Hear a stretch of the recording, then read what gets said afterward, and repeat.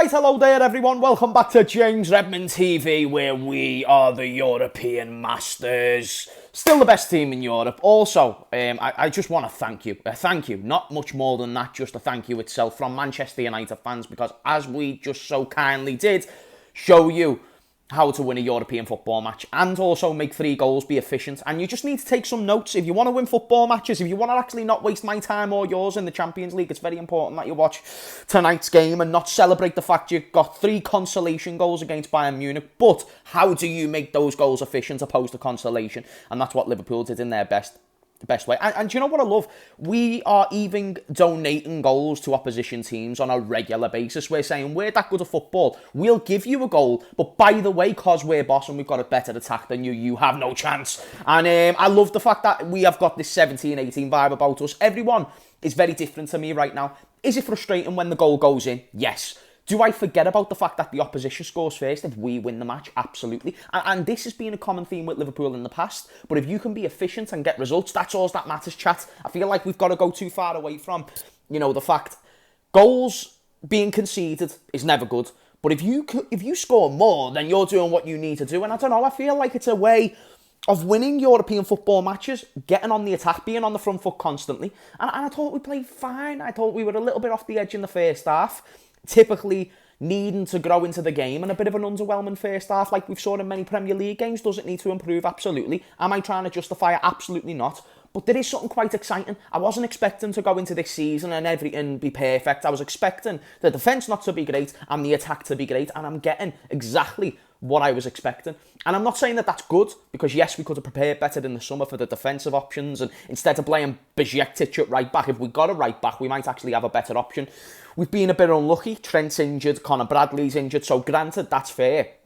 But I'd still sit there and say we could have been better prepared. Now, before I go into the overall performance, and yes, it's a Wi-Fi password, and yes, that opening 3 minutes was shameless, I don't care. I'm missing Emmerdale and EastEnders for this stuff, you know what I'm saying, chat? So I'm not really bothered about anything else other than winning these football matches. It is not nice having your Thursdays taken away from you. Tuesdays, Wednesdays, you can take that. You're used to it. I made a schedule of that as we were being in the Champions League for the past 5 or 6 seasons. Now I'm having to make a few differences and changes, so let's break it down. First and foremost, I want to talk about Gravenberch. Gravenberch is so interesting because I thought he was good today, and I thought he looked nice. Even when he was crowded around 3 or 4 of their players, he stayed in the game, he kept making things happen. And I feel like in the final third, he was, I don't want to say wasteful, but not really efficient. However, getting into the final third was what was really encouraging, and it was his first game. He was playing around teammates who aren't really as good as the first team players. He never had a Szoboszlai to compliment him. He never had a McAllister. They got subbed on later in the game. And until he came off with that muscle injury, which we hope is not too serious, I thought he was one of the more encouraging, more exciting players. And then when we break, considering we're in the midfield, I might as well stay on the midfield, but I'd love to know what you thought about Gravenberch's performance today, because again, it's one to not take too much substance from, but the Europa League is one of those where it gives us a glimpse to at least showcase a platform for these players to show themselves, and I think Gravenberch done himself in a good light today. You look at the rest of the midfield. Endo, thought he was quiet, didn't think he had a very influential game, but he was fine.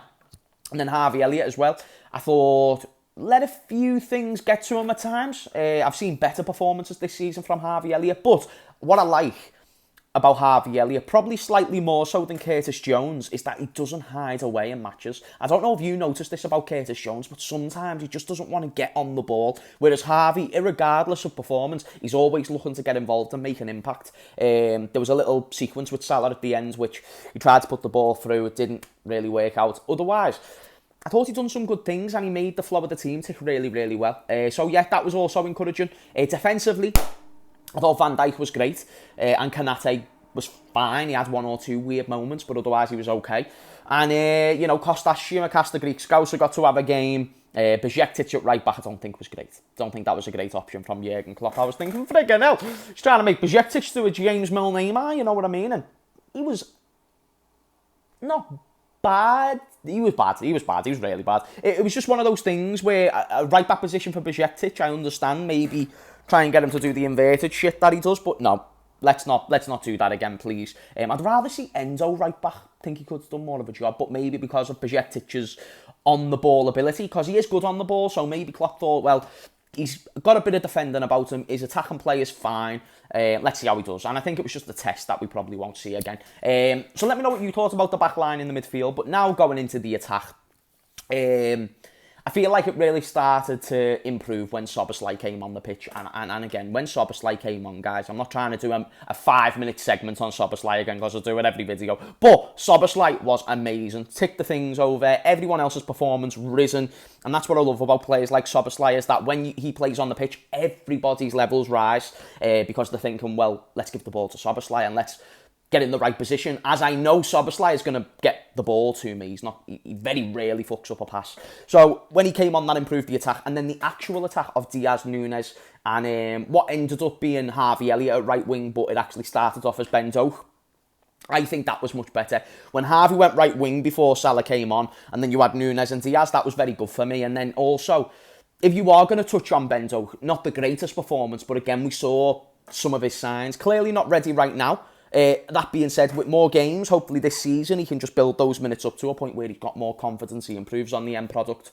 And then I do actually still hold the opinion that we've got a great player there in Ben Doak. But from what I've seen from Diaz and Nunes, who was in the front three for the whole game, I thought Nunes was a bit wasteful at times, but let's be honest, he did score one of the greatest European goals that we've ever seen. Even though it was a penalty. And do you know what? I'll take that. He's scoring European goals, and Nunes has got a great European record, which I didn't really ever take into consideration. Very good European record. Scored 6 goals for Benfica prior in that Champions League campaign where he scored against us. He scored 6 goals that season for Benfica in his final season. Last season scored against the likes of Real Madrid. Big game player. And today he faces a Wi-Fi password and keeps up the goal scoring form. I thought there was a chance that he had in the first half that he absolutely should have scored with the header. He had the whole goal, that's my only thing. I think if you have the whole goal and you're a world-class number 9, you should find a way to get that in the net. But the goalkeeper did well.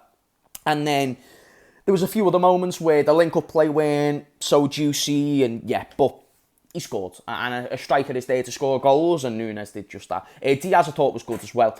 Made things happen. Got a great goal. Happy days. And then when Salah came on, you could give the guy the man of the match. You really could give the guy the man of the match. He was unbelievable when he came on.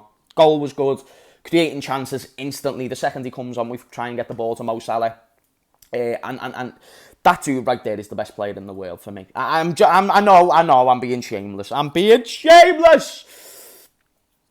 Well, actually, I still think it's Messi to a degree, but he's in America. Based on a European player, Mohamed Salah, best player in the world right now. He's gone from a goal scorer to a creator, guys. Can't you let me be shameless about one of the greatest of all time? I mean, some of you were saying one season wonder. Some other people were saying that, oh, he's getting old and he hasn't got it in him no more. Oh, some people were saying Bukayo Saka's better than him, and Bukayo Saka's amazing, but come on. Let's not be daft. Let's not compare him to Salah until he starts actually doing Salah numbers. If he has one campaign where he even gets Salah's numbers on his worst campaign, I'll be proud of Bukayo Saka, but Salah's worst campaign was better than Bukayo's best. So let's not do these comparisons no more, please, because that'd be great. Anthony can fuck off as well. Sancho, keep eating Burger Kings and going on holidays with Wan-Bissaka, and that'd be great. I'm proud. I'm proud. Could have been better. I'm not going to say it was like the best performance I've seen of all time, but am I going to be shameless? Absolutely. Because it's funny that we get bantered all the time, but if we go and win the Europa League, we won't be getting bantered because we'll probably have more European trophies than anybody else this season if we do win the Europa League. You know what I mean? Let me know who your man of the match was. I think Gravenberg had a good shout, but I'm going to give it to Salah. Thought he was sound. Kelleher done a job as well. You know what I mean? I think he's a fine European goalkeeper. But yeah, otherwise, smash a like, subscribe. The Reds keep on winning. And we go into Saturday. Who are we playing Saturday? West Ham. West Ham! We're going to get yous and we're going to hammer Antonio to the wall, and we're going to say, don't talk to us like a little like you are. You beach fan. Anyway, smash a like, subscribe. James Redmond TV is now back full time streaming match reactions. Hopefully watch alongs soon. That'd be great. Until then, have a good one. Love yous all. Love you and your mothers, and see you later. Up the Reds.